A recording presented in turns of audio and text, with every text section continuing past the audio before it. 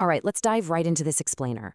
We are looking at the moody, sci-fi noir paradox of a city that literally knows everything but can legally prove absolutely nothing. Today, we're dissecting the brilliant and frankly, deeply unsettling narrative of the Detective Is A Symptom.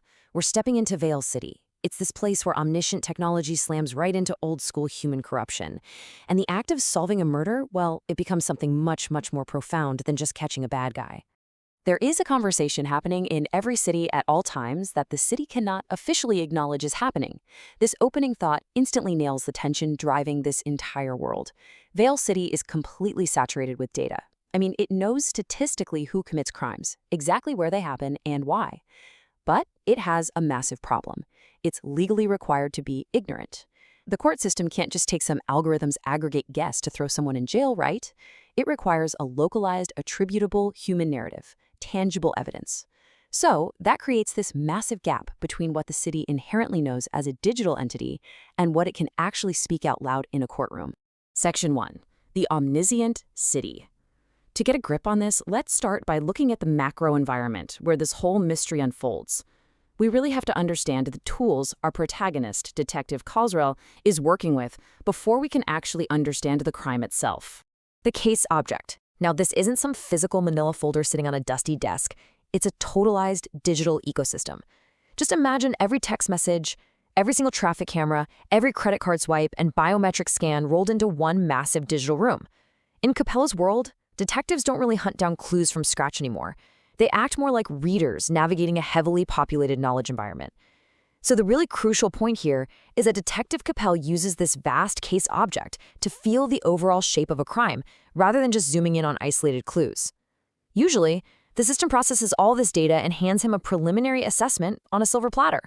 But in this story, it doesn't. The system produced no initial assessment. It produced a flag, and this brilliantly sets up our inciting mystery. When a brilliant architect named Sera Voss is found dead in her studio from an apparent fall, the usually all-knowing system absolutely refuses to classify her death.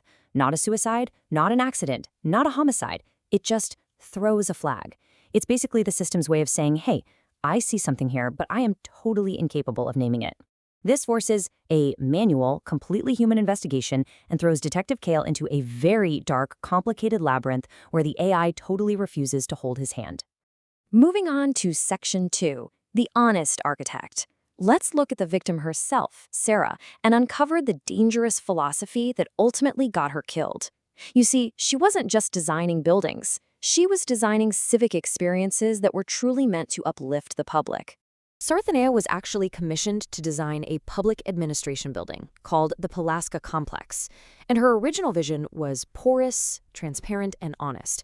We're talking beautiful skylights, a massive public reading room, a total triumph of civic transparency. But then, a city official named Elon Corvin, a deputy director of data integration, forced some sweeping changes. Her vision was violently corrupted into this dark, panopticon-like structure. Closed corridors, secondary checkpoints, restricted zones. It was completely inverted. What was supposed to be a welcoming public service building became a hostile instrument of total observation. And what's truly shocking here is the data itself. The data integration floor space didn't just grow a little bit. It surged from 18% to a staggering 41% after the commission was awarded. Just think about what that actually means for a public building. Nearly half of the physical real estate was dedicated to servers, cooling systems, and data routing. Sera realized her beautiful, honest architecture was secretly being transformed into a massive surveillance hub for the entire city. It was being weaponized against the exact same public it was built to serve. Which brings us to Section 3, designing the evidence.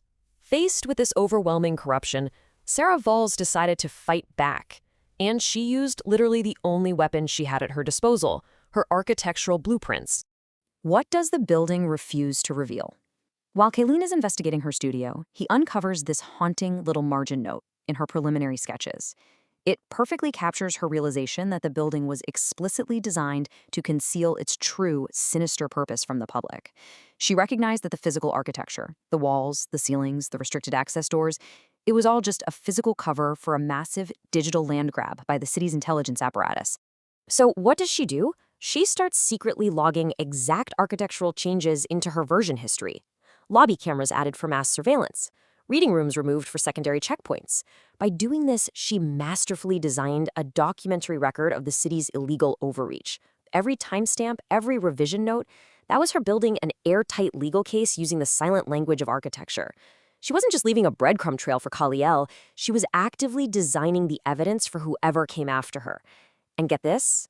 3 days before she was murdered, she actually transmitted this entire encrypted, heavily documented archive to a trusted investigative journalist.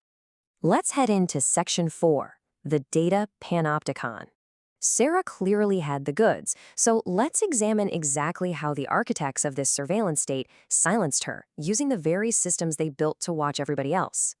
Elin Corvin actually orchestrated the murder in an incredibly tight 43-minute window. He was trying desperately to hide from the massive digital grid that he helped create. Notice his methodology here. He parked 4 blocks away to keep his vehicle's telemetry completely out of the immediate crime scene's radius. Then, an incredibly convenient 11-minute camera outage occurs right on Seria's floor, perfectly masking the physical altercation that led to her tragic fall. It was a sterile, surgically planned assassination by a guy who understood exactly how the system recorded time and space. Corvin manipulated the building's digital infrastructure. He killed localized cameras, deleted maintenance reports, and he did it all using a shared administrative account connected to his own data integration office. He was literally rewriting the digital history of the building to cover up his physical tracks. But here is the fatal flaw in his purely data-driven mind. He forgot about the human element. Turns out, human janitors and maintenance workers do not care about your perfect data architecture. A human building manager actually noticed him, and a human technician took a screenshot of the audit trail right before Corvin modified it. The system, even when weaponized against itself, couldn't stop producing chaotic, unpredictable human evidence. Once Kael pieces this timeline together and bypasses the firewall to access Sera's encrypted files, he uncovers the terrifying truth she died to expose. It was called the Continuous Urban Intelligence Initiative. Now, this wasn't about optimizing traffic lights or power grids, okay? This was unprecedented public space monitoring, predictive policing, and something chillingly called social cohesion monitoring. Just think about what that implies for a second. An algorithm deciding if you are being a good citizen based on where you walk, who you talk to, and exactly how you spend your money. And a shadow committee was rolling this whole thing out under the guise of mundane civic infrastructure, entirely hidden from any public debate or legal oversight. Which brings us to Section 5, the Detective as Symptom. Now we zoom back out to the massive philosophical climax of Kael's entire investigation. Honestly, it fundamentally alters how we view the detective genre itself. We really have to ask ourselves a huge question here. Through those leaked architectural documents, Kael discovers that his own boss, Bureau Director Voss, was actually sitting on that exact shadow committee. So, if the director was part of the corrupt group pushing this illegal surveillance, why on earth assign Kael to the case? A relentless, methodical truth seeker who literally never stops halfway? Why not just assign some lackey or a rookie to sweep the architect's death under the rug? The system flagged the case because it could not neutrally assess its own architects. The mind-bending answer here is that the omniscient city recognized its own infection. The system flagged the murder because it couldn't neutrally process a crime committed by its own masters. It essentially entered a logic loop. It needed a human process to legally purge the corruption from its own hardware.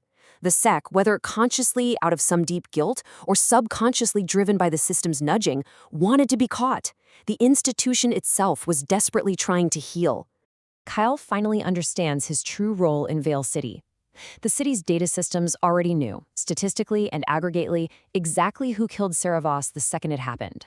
But algorithms can't testify, right? They can't swear an oath. Kael realizes he isn't entirely a free agent acting purely on his own volition and brilliant deductive reasoning. He is the translation mechanism. He is the required legal instrument that the city uses to bypass its own corrupt human masters and bring the aggregate digital truth out into the physical light of the courtroom. The symptom does not experience itself as a symptom. It experiences itself as an attempt at speech. This brilliantly wraps up the narrative with just an incredible insight. From the inside, a symptom just feels like an attempt to communicate. Kind of like when you have a fever, it's really just your body trying to tell you something is wrong. Sera Voss's defiance, designing the evidence right into her architectural drafts, that was the city trying to speak. Kael's meticulous, unstoppable investigation, also the city trying to speak. Both of them, despite their individual brilliance and agency, or ultimately just symptoms of a massive ecosystem desperately trying to articulate the truth of its own dangerous overreach? It's a really heavy realization, and it completely shifts Kael's worldview. So, I want to leave you with this provocative final thought to ponder the very next time you walk through a highly surveilled modern city. In a world that watches and knows absolutely everything, are your choices truly your own? Or are we all just the necessary human instruments a city uses to translate its data into reality? Thanks for joining me on this explainer, and hey, keep questioning the architecture around you.